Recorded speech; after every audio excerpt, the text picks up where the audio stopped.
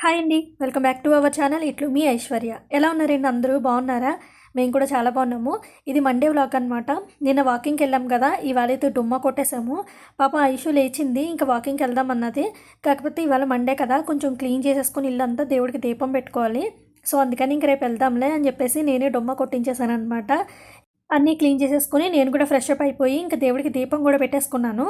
తర్వాత ఇవాళ ముద్దపప్పు చేస్తున్నానమాట. సో అందుకే కందిపప్పు నీట్గా క్లీన్ చేసేసుకుని నానబెట్టుకుని ఉంచుకున్నాను. ఇంకొక వైపు రైస్ కూడా పెట్టేసుకున్నాను. ఇవాళ కొంచెం హ్యాండ్ వాష్ చేయాల్సిన బట్టలు ఉన్నాయి. సో అందుకే లంచ్ కూడా ప్రిపేర్ చేసేసుకుంటున్నాను. ఇంక ఇవాళ బ్రేక్ఫాస్ట్ వచ్చేసి పిల్లలకి బ్రెడ్ టోస్ట్ చేసి ఇచ్చేసాను. నా కోసమేమో బన్ ఉందన్నమాట. సో టీ పెట్టుకుని బన్న తింటున్నాను. ఇంకా మిల్క్ కూడా స్టవ్ మీద పెట్టేసుకున్నాను, కాచేసుకుంటే పని అయిపోతుందని చెప్పేసి. ఇంకా ఆఫ్టర్నూన్ లంచ్లోకి అయితే ముద్దపప్పు చేశానని చెప్పాను కదా, ఇంకా సాల్ట్ అది మిక్స్ చేసి ఇలా గిన్నెలోకి తీసేసుకుని పెట్టుకున్నాను. ఇవాళ ముద్దపప్పు చేయడానికి ఒక రీజన్ ఉందన్నమాట. సో చెప్తాను, ఇంకా చూస్తూ ఉండండి. ఇంకా రసం కూడా పెట్టేసుకున్నాను అనమాట. బ్రేక్ఫాస్ట్ వచ్చేసి ఇవాళ బన్ను టీ కదా నాకు. మా చిన్నప్పుడైతే మాకు పావలాకి ₹10 చిన్న చిన్న బన్స్ వచ్చేవన్నమాట. ఇంకో రూపాయి పెడితే పెద్ద బన్ వచ్చేది. సో ఇప్పుడైతే పావలాకి ₹10 రావట్లేదు, కానీ పెద్ద బన్స్ అయితే దొరుకుతున్నాయి. చిన్నప్పుడైతే జ్వరం వచ్చిందంటే చాలు బన్ను మిల్క్ ఇవే ఇచ్చేవారు అనమాట. ఫుడ్ పెట్టేవారు కాదు. బన్నని టీలో కానీ మిల్క్తో కానీ తింటే భలే టేస్టీగా ఉంటుంది కదా. మీలో ఎంతమందికి ఇష్టమో కామెంట్ చేయండి. మీ చిన్నప్పుడు పావలాకి ₹10 మీకు బన్స్ కొనుక్కొని ఉంటే కనుక అది కూడా కామెంట్ చేయండి. ఇంకా బాక్స్లోకి మీగడంతా తీసి పెడుతున్నాను కదా, అదంతా నిండిపోయింది. ఇవాళ నెయ్యి చేసేద్దామని డిసైడ్ అయిపోయాను. అసలు బాక్స్లో నిండకపోయినా కూడా ఇవాళ ఖచ్చితంగా అయితే నెయ్యి చేద్దును, ఎందుకంటే ముద్దపప్పు చేశాను కదా. సో అందుకే ఇంకా ఎలాగో మీగడ తీస్తున్నాను కదా అని చెప్పేసి ఇంకా గీ కూడా మేము తెచ్చుకోలేదన్నమాట బయట నుంచి. లేదంటే హెరిటేజ్ నెయ్యి ప్యాకెట్ ఒకటి తెచ్చేసుకునే వాళ్ళము 1 కేజీది. ఇంకా ఎలాగో మీగడ తీస్తున్నాను కదా, సో దీంతో చేద్దాం నెయ్యి అన్నట్టుగా ఇంకా తెచ్చుకోలేదు. నేనేమో వెన్న తీసుకోవడంలో ఉండిపోయి స్టవ్ మీద పాలు పెట్టిన విషయం మర్చిపోయాను. పాలన్నీ ఫుల్గా మరిగిపోయినాయి అనమాట. పైన మీగడంతా తీసేసుకుని టీ పెట్టుకున్నప్పుడు వాటర్ యాడ్ చేసుకుందాం కదా అని ఇంకా అలానే వదిలేసాను. ఇంకా దగ్గర నుంచి మరీ మరగబెడుతున్నాను అనమాట నెయ్యిని, లేదంటే మాడిపోతుంది అని చెప్పేసి. ఇది చూడండి ఎలా ఉందో. మా ఇష్యూ ప్రిపేర్ చేసింది మా చిన్నోడు కోసము విత్ స్టీరింగ్ అనమాట. అది చేసినప్పటి నుంచి మా చిన్నోడు దాంతోనే ఆడుతున్నాడు.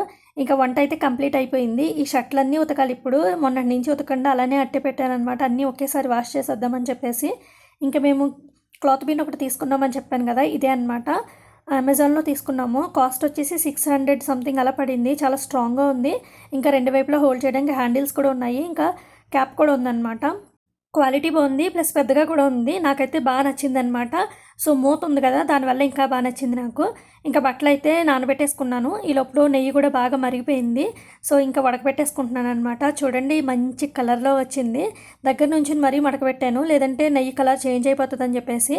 ఇంకా గిన్నె అడిగిన మాత్రం ఇలా వచ్చేసింది అనమాట. మా చిన్నప్పుడైతే ఇలా నెయ్యి కాసిన గిన్నెలో షుగర్ వేసుకుని అదంతా గోక్కుని తినేవాళ్ళం అనమాట. చాలా బాగుండేది. అది గేదె పాలు కదా, సో బాగుండేది. ఇప్పుడు ప్యాకెట్ మిల్క్ కదా, సో అందుకని ఇంకెందుకులే అని చెప్పేసి వాటర్ వేసేసి నానబెట్టేసాను క్లీన్ చేసేసుకుందామని. ఇంకా షర్ట్లన్నీ కూడా నానబెట్టాను కదా ఆల్రెడీ, ఇంకా వాష్ చేసేసుకొని హ్యాంగ్లర్స్ పెట్టేసి ఆరబెట్టేసాను అనమాట. ఎందుకంటే ఈవినింగ్ చేసి ఎవ్రీడే కూడా వర్షం పడిపోతుంది. సో అందుకే కొంచెం త్వరగా ఇవాళ బట్టలు ఉతికేసి ఆరబెట్టేశాను. ఇంక ఇవాళ నెయ్యి కాయడానికి ముద్దపప్పు చేయడానికి రీజన్ ఏంటంటే ఆవకాయ అనమాట.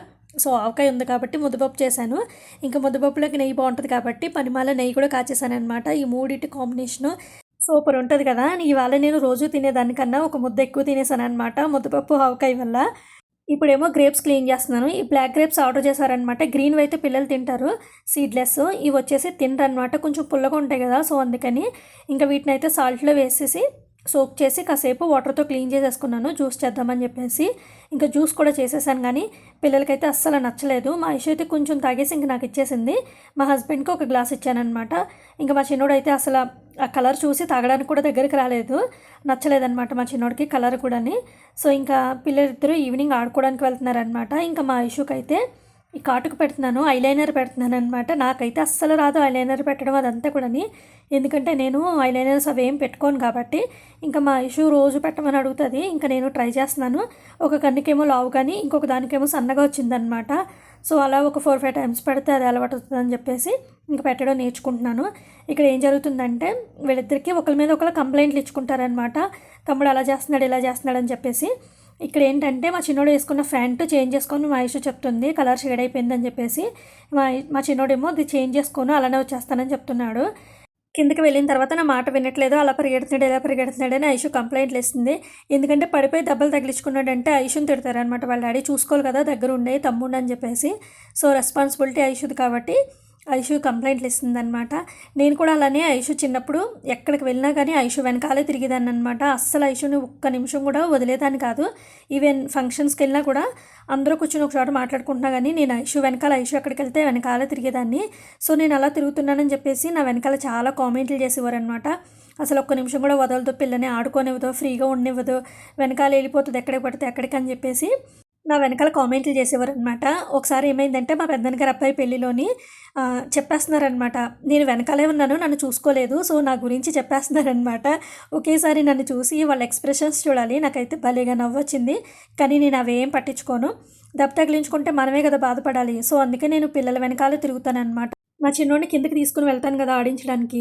సో పిల్లలందరూ ఎక్కడ ఆడుకుంటున్నారో అక్కడికి వెళ్ళి నించుంటాను, నేను వదిలేనమాట పిల్లల్ని అసలు అలాగా.